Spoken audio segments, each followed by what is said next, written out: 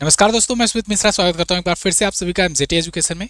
India और China के बीच में बॉर्डर टेंशन एक बार फिर से बढ़ गई है। इस बार की बॉर्डर टेंशन है सक्सगाम घाटी को लेकर। सक्सगाम वैली है कहां पर, क्यों डिस्प्यूटेड है ये, और इस पर किसका वर्तमान में कब्जा है, भारत का क्या कहना है, चाइना का क्या कहना है। आज की वीडियो में बहुत ही आसान भाषा में सब कुछ डिटेल में मैं आपको समझाऊंगा।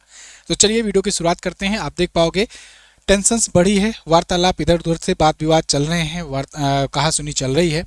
ऐसा कुछ नहीं है गलवान घाटी की तरह कि वहां पर मुठभेड़ टाइप की हुई हो, ऐसा नहीं है। लेकिन हाँ, वाद विवाद तेज हो गई है। भारत के सेना प्रमुख का भी बयान आया है और चीन की तरफ से भी बयान आया है। चीन ने देखिए जम्मू कश्मीर की सक्सगाम घाटी को अपना बताया और कहा पाकिस्तान तक सड़क अपने इलाके में बना रहे हैं, जबकि भारत इसे अवैध कब्जा कह रहा है। तो पूरा हम लोग डिटेल्स समझेंगे, लेकिन आगे बढ़ने से पहले मकर संक्रांति की आप सभी को बहुत बहुत शुभकामनाएं। मकर संक्रांति शुरू हो चुका है और आप जानते हो 1 से 2 दिन के लिए रहता है। अलग अलग राज्यों में भारत में अलग अलग नामों से जाना जाता है, तो जिस भी नाम से आपके राज्य में मनाया जाता हो आपको इसकी शुभकामनाएं। साथियों, मकर संक्रांति के अवसर पर एमजेटी एजुकेशन के द्वारा एक बार फिर से ऑफर ओपन कर दिया गया है, जिसके तहत वही जो न्यू ईयर वाला ऑफर था, यानी 80% तक का डिस्काउंट आपका हमारे वीडियो कोर्सेज पर और 50% तक का डिस्काउंट आपको हमारे ई बुक्स पर ये मिलना स्टार्ट हो गया है। तो आप जो कोई भी ई बुक लेते हैं, हाँ एक ई बुक को छोड़कर, ब्रह्मास्त्र ई बुक जो वार्षिकांक है उसको छोड़ करके, उसका प्राइस क्योंकि ऑलरेडी डाउन है 99 में है तो उससे कम नहीं होगा। बाकी की जो भी ई बुक्स हैं उसको आप 50% डिस्काउंट पर प्राप्त कर पाओगे। इसके अलावा जो संकल्प बैच है, जो हमारा करंट अफेयर स्टैटिक जीके का बैच है, इस पर आपको 80% तक का डिस्काउंट, और जो एमजेटी एजुकेशन का जीएस सफलता जो सबसे ज़्यादा ट्रेंडिंग बैच है, इस पर भी आपको 80% तक का डिस्काउंट मिलेगा। इसके बाद ये प्राइजेस आपको 249 में, और ये वाला यानी संकल्प बैच जो है वो मात्र 119 में यानी 119 में मिल रहा है। साल भर का कंटेंट होता है यहाँ पर। ये करंट अफेयर स्टैटिक जीके के लिए है और ये आपका जो प्रॉपर जीके जीएस का होता है हर एक सब्जेक्ट वाइज, वो है। तो आप इन दोनों बैच को ले सकते हो। आप अगर न्यू ईयर ऑफर से चूक गए थे तो इस ऑफर का आप फायदा उठाइए और आप बैच ज्वाइन करके पढ़ाई स्टार्ट कीजिए। आते हैं हम लोग टॉपिक पर। तो देखिए, आपको पहले सक्सगाम वैली को समझने से पहले समझना होगा कि वर्तमान में वहां पर जम्मू कश्मीर की स्थिति क्या है, भारत का कौन सा हिस्सा भारत में है और कौन सा और देशों के पास में। देखिए, ये जो जम्मू कश्मीर है ना, इसको 5 रूप में आज के टाइप में देखा जा सकता है, 5 खंड में कह सकते हो, 5 पार्ट्स में। इसमें आप देखोगे ये जो एरिया है इतना, इसके अंदर वाला जो एरिया है, ये येलो कलर वाला, ये ही भारत के हिस्से में है। इसके नीचे वाला हिस्सा, ये ऊपर वाला रेड कलर का एरिया अक्साई चीन है जो कि चाइना के कब्जे में है। इधर सक्सगाम घाटी है, ये भी चाइना के ही कंट्रोल में है। इसकी अलग कहानी है और इसी पर विवाद है, अभी इसको डिटेल समझेंगे। ये वाला जो एरिया है ना, ये है पीओके, पाक ऑक्युपाइड कश्मीर। और इसके बाद इधर वाला जो एरिया है ना, ये है आजाद कश्मीर, ये भी पाकिस्तान के ही कब्जे में है। तो यानी 2 हिस्सा पाकिस्तान के कब्जे में, 2 हिस्सा चाइना के कब्जे में है, और ये वाला हिस्सा लद्दाख जहां पर है और ये जम्मू कश्मीर, ये दोनों हिस्सा भारत के कब्जे में है।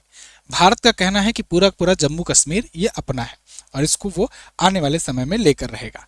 अब इसमें सबसे पहले हम लोग टारगेट बनाए हैं पीओके लेने का। पीओके लेंगे तो आजाद कश्मीर भी उसी में आ जाएगा बोनस के रूप में। बाद में इस पर सक्सगाम घाटी और अक्साई चीन पर हम लोग विचार करेंगे। लेकिन यहाँ सक्सगाम घाटी में क्या हो रहा है ना, चाइना ने यहाँ पर तेजी से डेवलपमेंट बढ़ा दिया है। चाइना यहाँ पर सुरंगें बना रहा है, चाइना यहाँ पर रोड्स बना रहा है, और चाइना इसी माध्यम से पीओके होते हुए, सक्सगाम घाटी होते हुए ये अपना सीपीईसी निकाला हुआ है, चाइना पाकिस्तान इकोनॉमिक कॉरिडोर निकाला हुआ है। और वो चाइना पाकिस्तान इकोनॉमिक कॉरिडोर के जरिए वो बड़ी इन्वेस्टमेंट कर रहा है, क्योंकि वो उसके जरिए ये आकर के ग्वादर पोर्ट में ओपन होगा। ग्वादर पोर्ट जो होगा ये अरब सागर से खुलेगा और अरब सागर से लेकर चाइना तक कनेक्टिविटी इसकी मिल जाएगी। अच्छा, इसका इतिहास थोड़ा सा समझने लायक है। ये सक्सगाम घाटी ना, ये पाकिस्तान के हाथ में था, लेकिन 1963 में ना, 1963 में इसको पाकिस्तान ने चाइना को गिफ्ट में दे दिया। चाइना चाहता था कि यहाँ पर कब्जा करे, जिससे वो इस एरिया तक यहाँ पर आ जाए। अगर यहाँ से देखो, इधर तो चाइना है ही, इधर अक्साई चीन है, इधर भी चाइना का कब्जा हो गया 1962 युद्ध में। फिर आगे चल करके अगले ही साल उसने सक्सगाम घाटी में साइन करवा लिया पाकिस्तान से एग्रीमेंट करके, और इस वाले एरिया तक में भी आ गया। बाकी पीओके पे तो 1947-48 से ही पाकिस्तानी सेना घुस गई थी। ये चीजें हुई 4-5 ऐसे कूटनीतिक फेलियर के कारण। वो फेलियर कौन कौन से उसको हम लोग आगे जानेंगे। पहले आप ये एरिया देखिए, ये एरिया बहुत ज़्यादा है, मतलब थोड़ा मोड़ा एरिया नहीं है। 5180 स्क्वायर किलोमीटर का ये एरिया है सक्सगाम वैली, जिसको इलीगल तरीके से वहाँ पर वो रोड बना रहा है, सुरंगें बना रहा है और यहीं से चाइना पाकिस्तान इकोनॉमिक कॉरिडोर भी निकाल रहा है। सीपीईसी यहाँ से निकल करके ऐसे होते हुए आता है गिलगित बल्तिस्तान होते हुए पीओके से, और उसके बाद पाकिस्तान में इंटर होता है, फिर बलूचिस्तान होते हुए ये ग्वादर में जाकर के ओपन होता है। ग्वादर बंदरगाह जो है अरब सागर में है और इसी के जरिए चाइना चाहता है यहाँ पर कनेक्टिविटी पाना, क्योंकि इसके पहले ना चाइना को देखिए इतना घूमकर आना पड़ता है, संघाई से होकर के ये पूरा इधर दक्षिण चीन सागर से होते हुए मलक्का स्ट्रेट से होते हुए निकल कर हिंद महासागर से नीचे आते आते तब यहाँ पर पहुँचता है चाइना। लेकिन वहीं अगर ये सीपीईसी बन जाता है तो सीपीईसी के जरिए ये डायरेक्ट ग्वादर बंदरगाह तक पहुंच जाएगा और इसी में बीच में यहाँ पर पीओके का एरिया पड़ता है, जिससे भारत को डिस्प्यूट है। भारत कहता है यहाँ से होकर नहीं जाने देंगे। अब देखिए 80% चीनी तेल और मलक्का स्ट्रेट से होकर आते हैं, 16,000 किलोमीटर इसे तय करना पड़ता है और बाद में सीपीईसी के जरिए मात्र 5,000 किलोमीटर की दूरी पर यह हो जाया करेगा और इससे कनेक्टिविटी तेजी से होगी। तो समझ लो इधर का पूरा व्यापार जो है वो चाइना हथिया लेगा एक प्रकार से, मतलब कि चाइना व्यापार अपना बहुत ज़्यादा बढ़ा लेगा, क्योंकि उसका बहुत ज़्यादा ट्रांसपोर्टेशन चार्ज कम हो जाएगा और फिर वो बहुत किफ़ायती दाम में व्यापार करेगा, तो भारत जैसे देशों को दिक्कत होगी। तो ना सिर्फ ये स्ट्रेटेजिकली दिक्कत वाली बात है बल्कि इकोनॉमिकली भी भारत को चोट पहुंचाएगा। ऐसे में भारत नहीं चाहता है कि ये सीपीईसी ही पूरा हो, और दूसरी बात अगर पूरा हो भी रहा है तो वो भारत के ही क्षेत्र से जाए, ये तो बिल्कुल ही नहीं चाहता भारत कि वहाँ सक्सगाम घाटी से होकर जाए। इसी बात को सेना प्रमुख ने कहा कि वहाँ अवैध कब्जा कर रहा है, अवैध वहाँ इंफ्रास्ट्रक्चर बिल्ड कर रहा है चाइना ने उसे अपना बताया हिस्सा। चाइना ने कहा कि 1963 में हमने साइन करवा लिया था और इसके जरिए गिफ्ट में मिला है हमको पाकिस्तान से, गिफ्ट में कहा या कहें कि एक प्रकार से बेचा गया है। तो उस टाइम पर ना कुछ गलतियां हुई थी अपनी, वो 5 बड़ी गलतियां क्या क्या हैं। सबसे पहला तो देखो ये हुआ था ना कि उस टाइम पर जो महाराजा हरि सिंह थे, जब उनसे कहा जा रहा था कि भाई विलय पत्र पर साइन कर लो, भारत में मिल जाओ, तब वो कह रहे थे नहीं हम जम्मू कश्मीर को अपना अलग से बनाएंगे। उधर पाकिस्तान ने गुस्ताखी करी, पाकिस्तान ने घुसपैठ करी, तब ये बहुत देर कर दिए भारत से मदद मांगने में। तो इस वजह से वहाँ पर कबीले के रूप में पाकिस्तानी आतंकवादी की तरफ से घुस आए, कबीलाई रूप में सेना घुस आई और उसके बाद फिर वो लोग कब्जा करने लगे।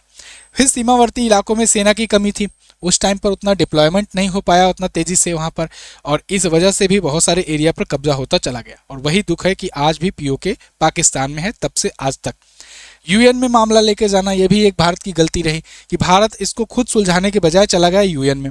अब यूएन में गया तो यूएन उसको लटका दिया, यूएन तो किसी जगह का आज तक कोई सॉल्यूशन नहीं निकाल पाया है, वो मामला लटक गया। और यूएन में मामला जाने की वजह से कई बार वहाँ पर जब भी कोई डिस्प्यूट होना होता है तो चाइना जैसा देश वीटो लगा देता है, ऊपर से जो जहाँ पर है वहीं पर स्थित होने का यूएन का फैसला आ जाता है। तो ये भी एक दिक्कत हुआ।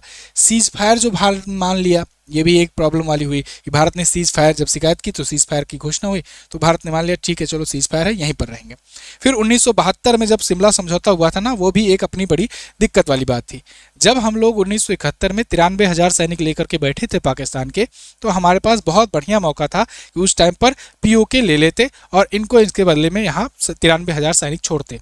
युद्धबंदी समझ लो, 93,000 सैनिक बहुत बड़ी मात्रा होती है। दूसरे विश्व युद्ध के बाद इतना बड़ा सरेंडर आज तक ना हुआ है, ना कभी शायद आगे निकट भविष्य में होने का संभावना लगता है। 93,000 सैनिक हम लोगों ने कैद कर रखे थे।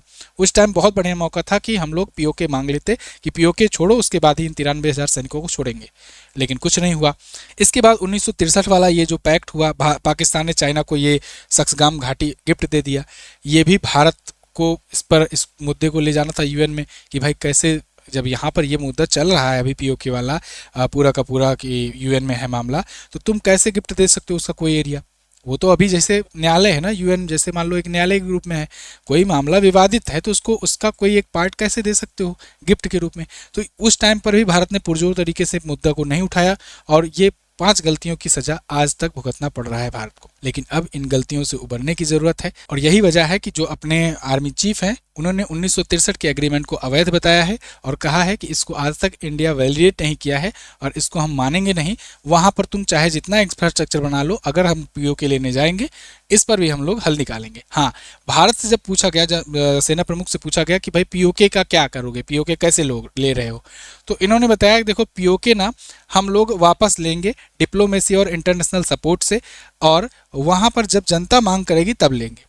अब ये जनता मांग करेगी तब लेंगे ना, ये थोड़ा सा वैसा ही हो गया जैसे बांग्लादेश को हम लोग बनाए थे।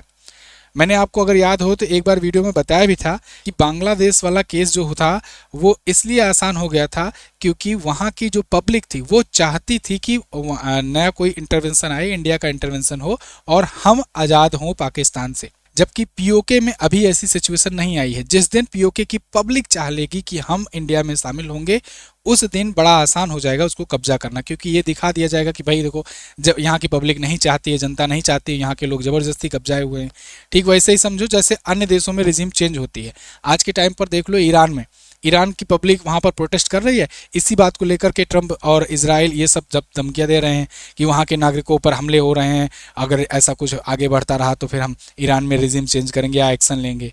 ऐसे ही वेनेजुएला को दिखा करके कि वहाँ पर मानव अधिकार का हनन हो रहा है, ऐसा वैसा करके कब्जा लिए वेनेजुएला।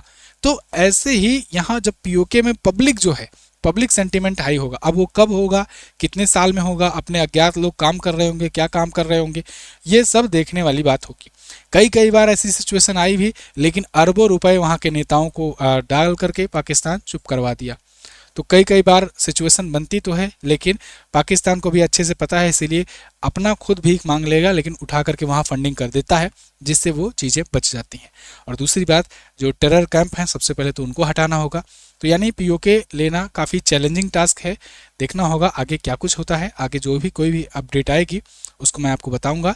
फिलहाल ये जो बॉर्डर टेंशन अभी तू में चल रही है भारत और चीन के बीच में, ये उम्मीद है कि आगे और ना बढ़े, क्योंकि इससे भारत और चीन के बीच में ट्रेड पर इफेक्ट आएगा। अच्छा, चाइना इसमें ना बड़ा अपना चतुराई दिखा रहा है। इस टाइम पर भारत पर दबाव बना हुआ है, प्रेशर बना हुआ है टैरिफ का, बाकी देशों से ट्रेड का, अभी ईरान से भी आया है झटका लगा है कि ईरान से अगर व्यापार करोगे तो 25% लगा देंगे एक्स्ट्रा टैरिफ। इस पर मैंने अभी आपको रिसेंटली वीडियो दी है, आप देख सकते हो।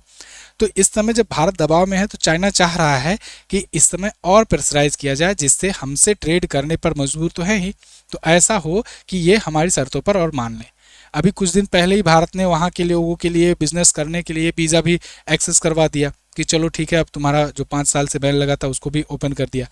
तो भारत थोड़ा थोड़ा नॉर्मलाइज करने की कोशिश कर रहा है, लेकिन चाइना अब इसी में अपना मतलब निकालने की, मतलब साधने की कोशिश कर रहा है, ऐसे उल जलूल बयान दे करके कि वो हमारा हिस्सा है, वहाँ पर हमारे इंफ्रास्ट्रक्चर हैं।